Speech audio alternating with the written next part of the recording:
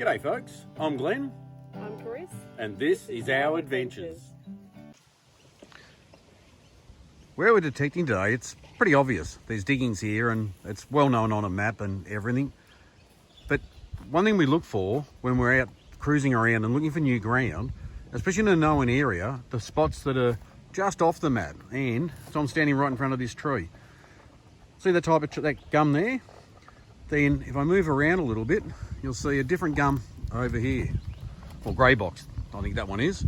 And when you see a tree change, so there's two or more different types of trees in an area, that means the ground mineralisation has changed as well. So quite often before, or even a bit further away from some known diggings, that's what we look for when we drive along. We see the change of trees, or even one they call a gold tree, which I think I've shown before, and another tree thing right beside Carissa now, which I'm going to walk over there, where she's detecting, is another good indicator that there was some deep diggings here.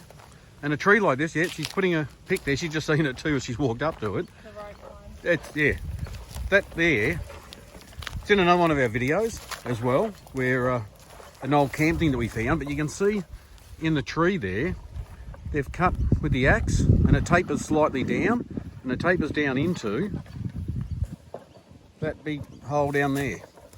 So that must have had a lot of work and some deep work done to it for them to go to all the trouble to cut that groove right around the tree. I walk around it, and so it goes all the way around and it tapers down into the hole. And the reason they did that, they were dragging the buckets of dirt out of that spot. So out of that area there. And to make it easier for them, they ran the rope down there, going down into it, and they probably would have had a second rope going up over here to another old tree. And I'll look over that way in a minute. So the rope would have laid slack and they just lifted it up and get the buckets out of there. So they can process more dirt a lot quicker. So if you see that in a tree, that groove, like that, then that hole there was a very, very worthwhile spot.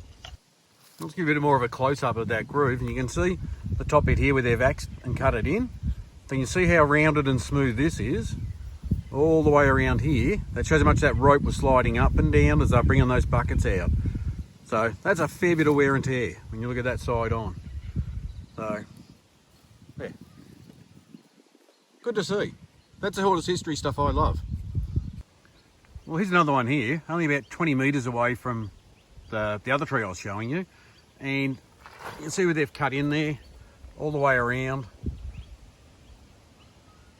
Not as heavily worked, so that's aiming on an angle down into that ground down there. So we know that's where they were digging, the better spot is. You can clearly see the angle coming down, but not as well worked. So that's just fun stuff to find.